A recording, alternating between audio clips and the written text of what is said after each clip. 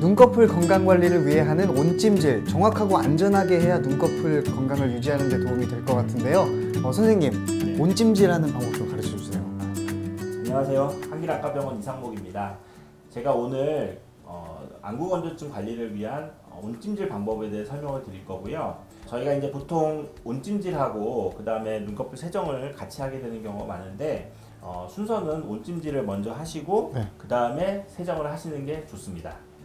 먼저 이렇게 조금 편하게 기댈 수 있는 이런 소파나 의자 같은 데서 하시는 게 좋습니다. 오랫동안 조금 이렇게 하고 계셔야 되기 때문에 보통 가장 많이 사용하는 거는 이렇게 이제 찜질용 팩이 있습니다. 그래서 이런 것들을 구입하셔가지고 하시는 게 더 좋고요.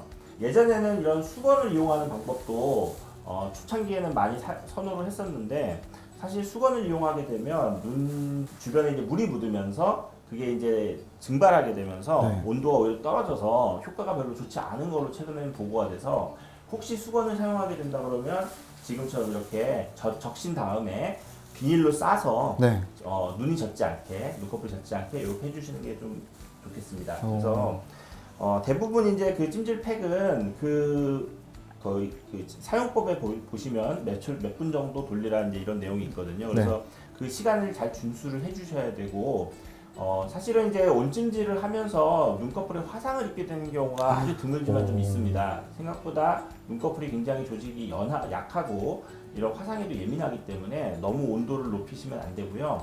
40에서 45도 정도, 그리고 이제 회사에서 권하고 있는 시간을 절대로 넘어서 렌즈를 돌리시거나 그러시면 안 되겠습니다. 이 제품 같은 경우는 15에서 20초를 권장을 하고 있습니다. 그래서 20초 정도 전자레인지에서 따뜻하게 하셔도 되고, 아니면 따뜻하게 물을 데펴가지고 거기다 이제 담궈 놓으면 조금 더 온도를 정확하게 맞출 수 있는데 사실 좀 번거롭습니다. 그래서 가장 많이 사용하는 건 전자레인지에 돌리는 걸 가장 많이 사용을 하고 있습니다. 한번 조금만 뒤로 기대 보실까요? 충분히 따뜻해진 그 찜질팩을 눈에 이렇게 붙여주시고, 이렇게 이제 따뜻하게 찜질이 되고 있는 상태에서 한번 살짝 눌러줘 보세요. 살짝. 그렇죠, 살짝. 그리고 잠깐 또 쉬었다가 계속 누르지 마시고, 그다음에 다시 한번 또 이렇게 중간중간에 한 번씩 살짝 눌러주시는 건 조금 도움이 될 수가 있습니다. 근데 계속 누르고 있는 건 권하지 않습니다. 이제 한번 눌러보시겠어요? 네, 조금 더 세게 눌러봐주세요. 네, 그렇죠, 지금처럼. 그렇게 눌러봐 주시면 눈꺼풀 온찜질을 하는 목적은 눈꺼풀 안에 기름이 굳으면서 막히기 때문에 그거를 풀어주기 위해서 온찜질을 하는 거거든요. 그래서 조금 흐물흐물해진 기름을 방금처럼 이렇게 눌러줌으로써 이렇게 배출을 시켜줄 수가 있습니다. 그래서 지금처럼 중간중간에 한 번씩 해주시는 게 좋고요. 너무 계속 눈을 누르고 있으면 눈의 압력이 높아지기 때문에 그거는 권장하지는 않습니다. 그러면 이제 20분이 지나서 떼겠습니다. 자, 그래서 이렇게 찜질팩을 이용하는 방법이 가장 일반적인 방법이고요. 아까 말씀드린 것처럼 수건을 이렇게 비닐봉지에 싸서, 젖은 수건을 비닐봉지에 싸서 렌즈에 돌려서 하는 방법도 있는데, 이런 경우에 특히 온도가 좀 많이 올라갈 수가 있기 때문에 조금 조심하실 필요는 있습니다. 그 다음에 세 번째는 최근에 이제 많이 나오는 건데, 이런 이제 눈 마사지 기계들이 나오거든요. 그래서 우리나라에서 굉장히 많은 제품들이 나오고 있고, 눈 마사지 제품 자체에 온찜질 기능이 같이 있는 경우가 많습니다. 그런데 사실 한 가지 문제는, 저희가 눈 마사지 자체는 안구건조증에 도움이 된다는 근거가 명확하지가 않습니다. 그리고 많은 안과 의사들이 조금 걱정을 하는 게, 눈을 이렇게 마사지로 이렇게 때리게 되면 눈에 어떤 충격이나 이런 것들 때문에 눈에 손상이 되지 않을까라는 우려를 좀 하고 있습니다. 그래서 눈 마사지에서 저는 마사지 기능은 되도록이면 쓰지 마시고, 아니면 이제 제일 약한 걸로 조금만 하시고, 그다음에 찜질 기능만 주로 이용을 하시라고 권장을 해드리고 있고요.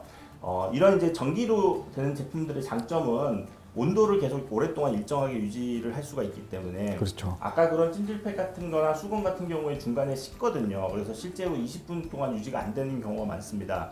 그래서 중간에 한 번 정도 다시 또 돌려가지고 이어서 해야 되는 경우가 많이 있고요. 시간은 보통 10분 이상, 20분까지 권하는데, 저는 온도를 조금 높게 하면 화상을 입을 수가 있기 때문에 온도를 낮춰서 조금 길게 한 20분 정도 하는 걸 권장을 하고 있습니다. 근데 제가 방금 조금 했잖아요. 근데 눈이 앞이 좀 뿌얘지는 것 같기도 하고 좀 화끈거리는 것 같기도 한데 문제가 있는 건가요? 그거는 왜 그러냐면은 이 눈꺼풀에 그 갇혀 있는 기름들이 오랫동안 갇혀 있으면은 그 성분이 변합니다. 그래서 아. 약간 이렇게 독성이 좀 생기게 되거든요. 그게 이제 찜질을 함으로써 밖으로 나오기 때문에 그것들이 뿌옇게 느끼게도 되고 그 다음에 조금 따가운 느낌 같은 게 있을 수가 있거든요. 그래서 이런 경우에는 미지근한 물로 끝나고 나서 살짝 식혀주시면 좋습니다. 아, 근데 이제 그 기름을 밖으로 배출을 안 시키고 계속 눈꺼풀에 가지고 있으면 눈꺼풀에 염증이 많이 생기겠죠, 그죠?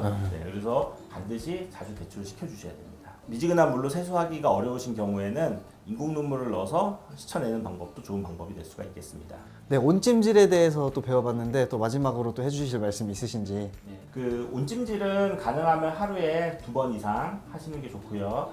그렇지만 이제 시간이 굉장히 중요합니다. 여러 번 짧게 하는 것보다는 사실은 한 번 하더라도 조금 길게 하시는 게 조금 더 도움이 되거든요. 왜냐하면 시간이 짧으면 기름이 이렇게 충분히 녹을 시간이 없게 되기 때문에 한 번 하더라도 기름을 완전히 녹여가지고 배출을 시켜줘야 되는데 그렇기 때문에 이제 횟수보다는 사실은 시간이 더 중요하고요. 네. 그리고 여유가 없으면 물론 조금 온도를 높여서 45도도 넘지 않게 해야 되겠지만 짧게 하실 수도 있겠지만 되도록이면 40도 근처로 안전하게 조금 길게 20분 정도 한번 하실 때 해주시는 것을 권장하겠습니다. 네, 이러한 온찜질 방법을 정확히 숙지하셔서 안구건조증 증상 완화에 도움이 되시면 좋겠습니다. 감사합니다. 감사합니다.